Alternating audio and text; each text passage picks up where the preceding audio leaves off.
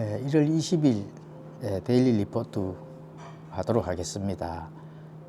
오늘은 개신교 개혁주의에서는 왜 이스라엘을 버릴까? 버리게 되면은 다니엘이 대언한 그 71회의 성취는 어떻게 되는 것인가? 이러한 부분들을 간략하게 한번 살펴보도록 하겠습니다.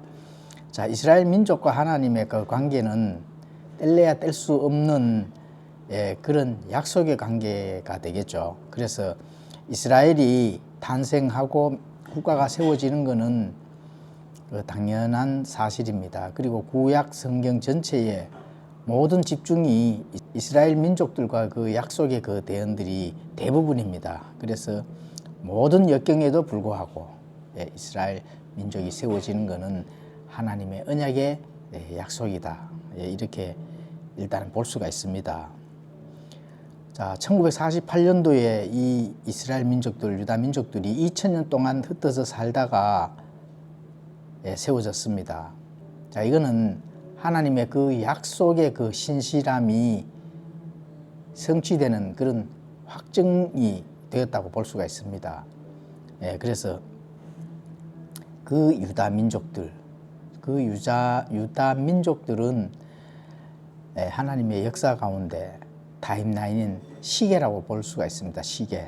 이스라엘 민족들의 그 움직임의 그 포착들, 또 이스라엘 민족들과 하나님과의 관계에서 나타나는 많은 정치, 경제, 이 모든 그 성경에 기록된 많은 사실들을 보면은 이 세계의 그 움직임이 어떻게 돌아간다 하는 거, 하나님의 타임라인이 어떻게 돌아간다 하는 것을 그런 사실들을 알 수가 있습니다.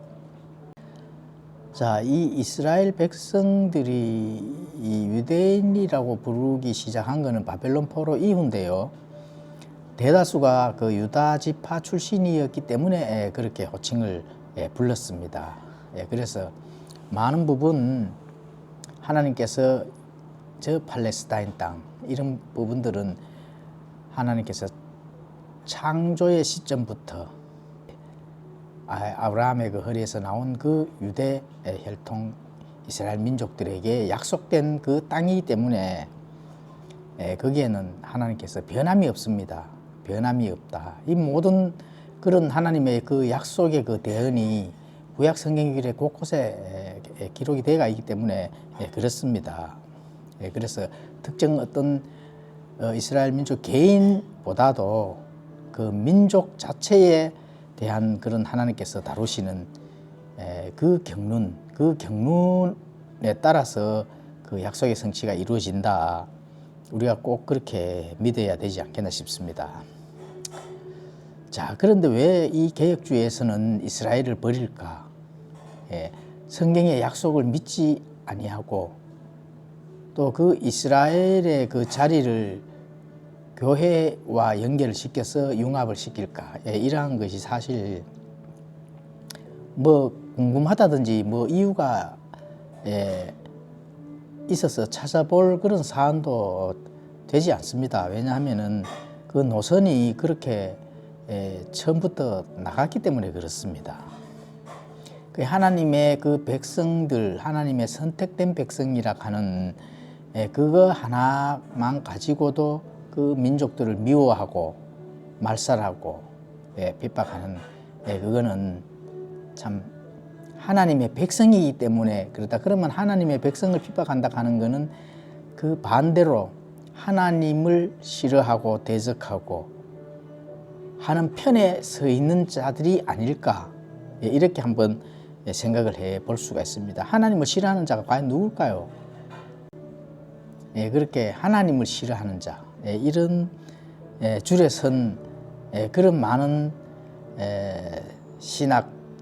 신학자들이라든지 또 신학을 하는 그 신학의 길을 가고 있는 자들, 이런 자들이 오히려 하나님의 백성들을 핍박하고 괴롭혀 오지 않았나, 이렇게 볼 수가 있습니다.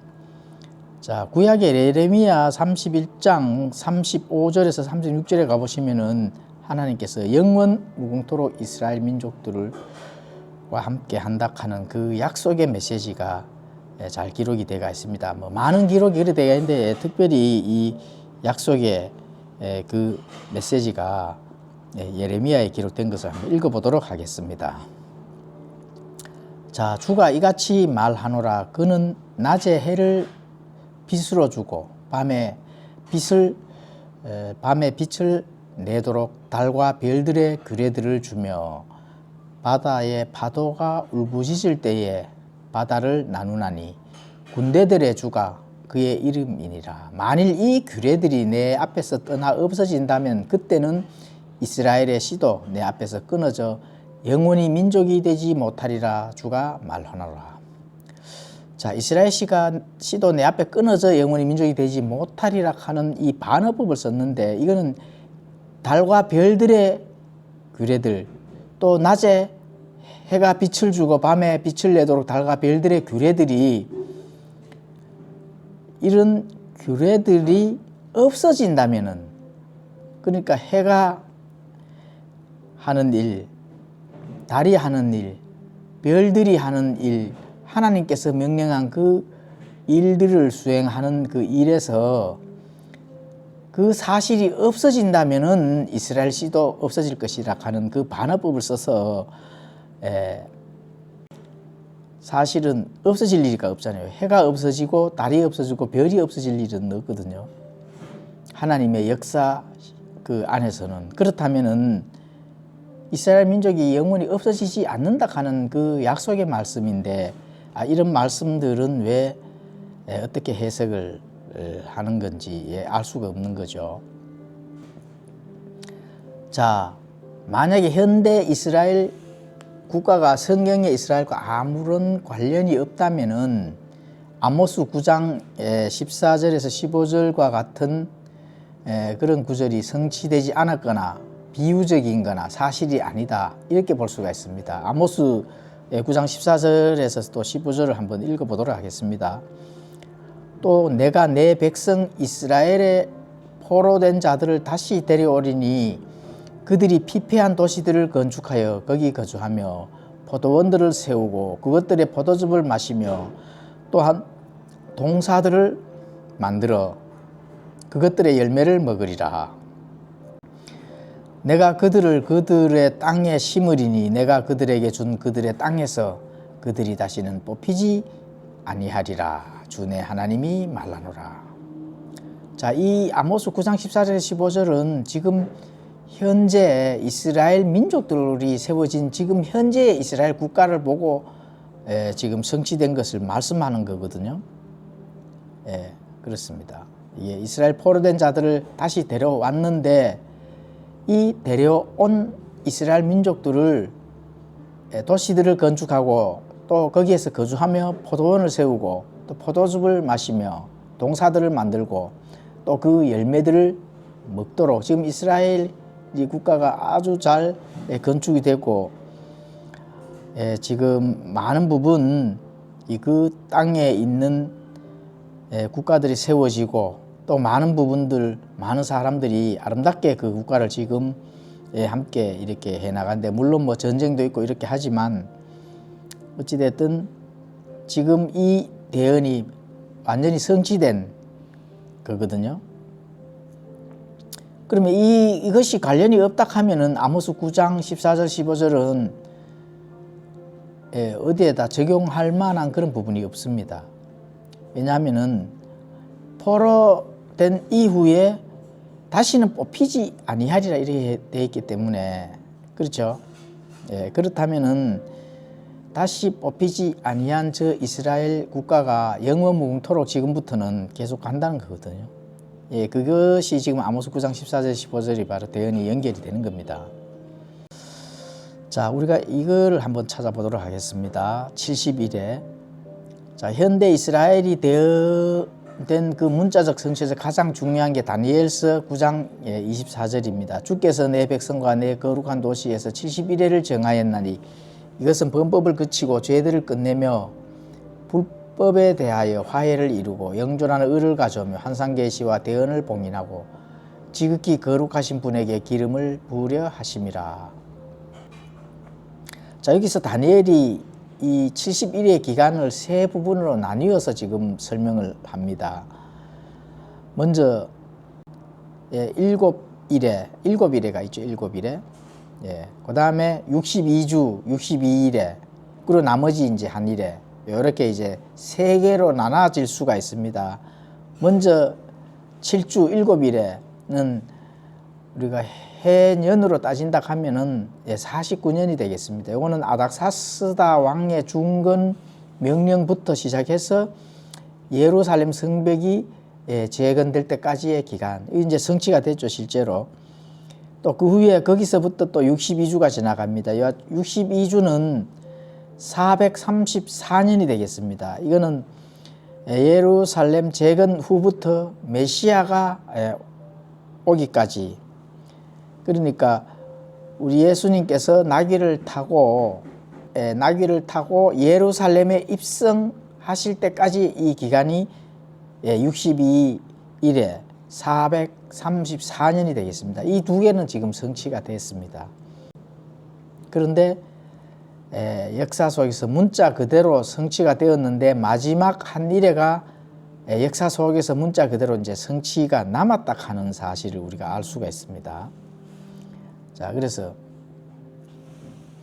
개혁주의에서는 이러한 다니엘 71회도 상징으로 처리를 하거나 다르게 해석을 합니다.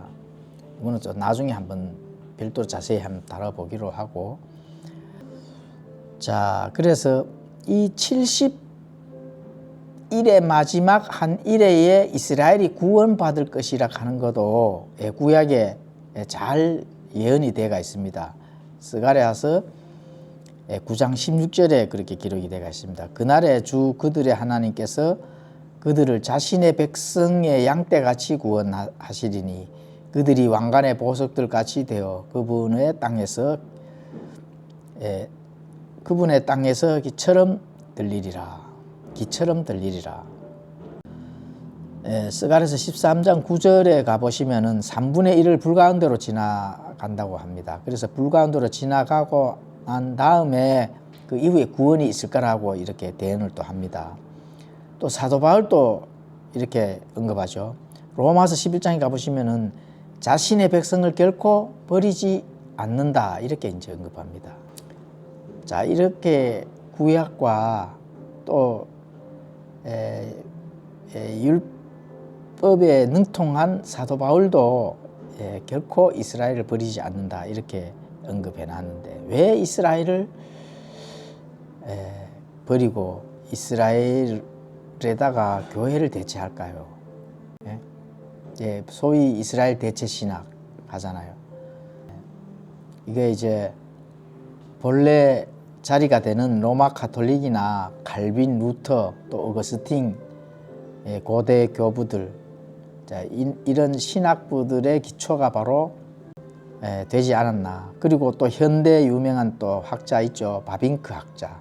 이런 신학 노선 때문에 그럴 것입니다. 이스라엘은 어찌됐든 이스라엘을 하나님과 관계에서 떼어놓고 등장시키지 않기 위해서 성경에서 거기서 교회를 대체해버리는 이런 것이 아닐까. 어찌됐든 이스라엘을 미워하는 쪽으로 그 위치에 섰다 하는 것만 해도 정말 하나님의 반대편에 선 것이 아니겠는가, 이렇게 이제 생각해 볼 수가 있습니다.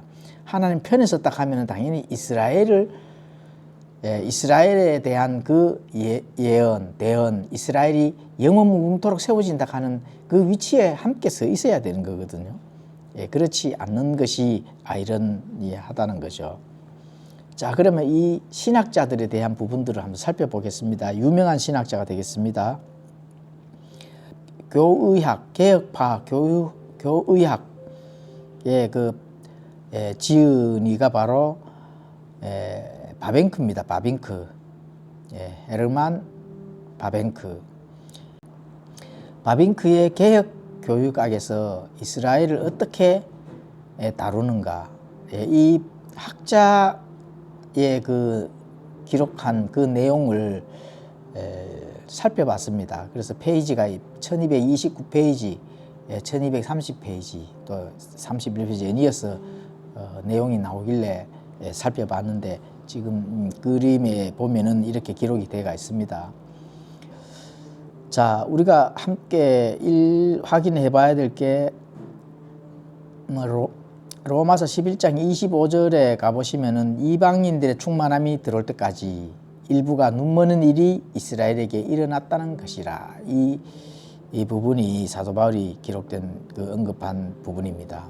이런 식으로 이스라엘이 구원을 받으리라. 이 부분에 대해서 바빙크는 어떤 결론을 낼 것인가? 자, 그래서 이 바빙크의 개혁교유학, 여기에서 이스라엘을 어떻게 다루는가, 이런 내용이 1229, 1230페이지에 있어서 제가 한번 확인을 해 봤습니다. 자, 로마서 11장 25절에 그 기록된, 사도 바울이 기록된 걸로 언급하면서 기록이 되어 있습니다. 25절에 보면은 이방인들의 충만함이 들어올 때까지 일부가 눈머는 일이 이스라엘에게서 일어났다는 것이라. 이런 식으로 온 이스라엘이 구원을 받으리라.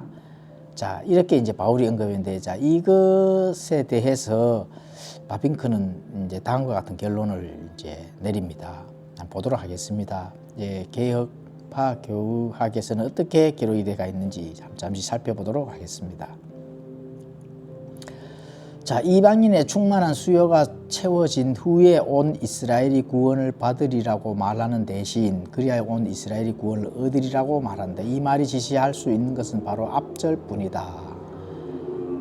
자, 그 25절에 바울은 전체 이스라엘이 아닌 이스라엘 중 일부가 우둔하게 된 것이라고 말한다. 이렇게 하면서, 자, 우둔해지고 완고해진 것은 신비에 속하는 일이다. 그리고 이스라엘 가운데는 항상 은혜로 택함을 입은 남은 자들이 있다. 여기까지는 이렇게 이걸 한번 살펴본다 하는 그런 내용이 되겠습니다. 자, 그럼 다음 내용에는 따라서 11장 26에 온 이스라엘은 천년 왕국주의자들이 주장하는 것처럼 마지막 때에 집단으로 돌이키게 될 이스라엘 민족을 가리키는 것이 아니다. 이렇게 결론을 내어버립니다. 이스라엘이 아니라는 거죠.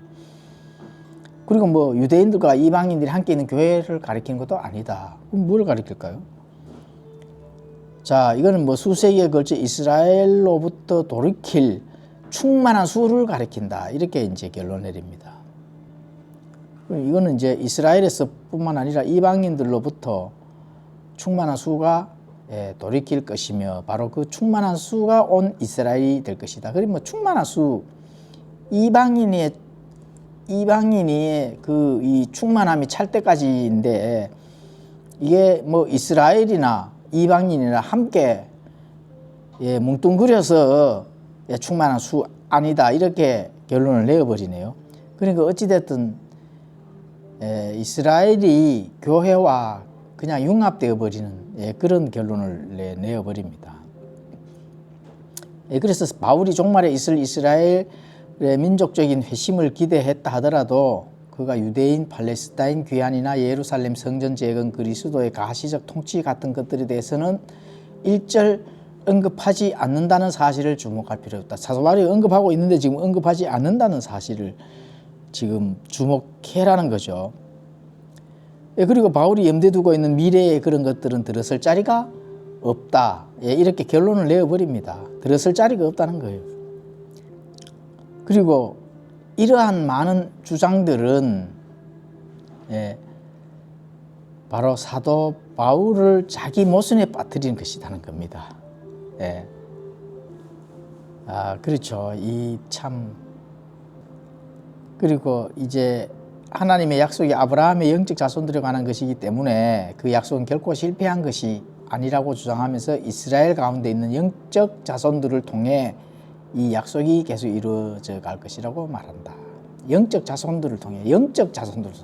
그러니까 아브라함 허리에서 나온 육체적 민족들, 그 민족들이 국가가 세워지는 것이 아니라 그냥 영적 자손들이라는 거죠. 그래서 이제 로마서 11장 25에서 32에는 바울이 혈통적 이스라엘 구원을 포함하는 새롭고 보충적인 대답을 제공하려 한다고 말하는 것은 곧 바울의 주장이 시작과 결말 간에 논리적으로 모순된 것이라고 말하는 것과 같다. 그러니까 그 앞에 있던 우리 로마서 11장 25절 이하 32절 이런 거는 모순된 거라는 거죠.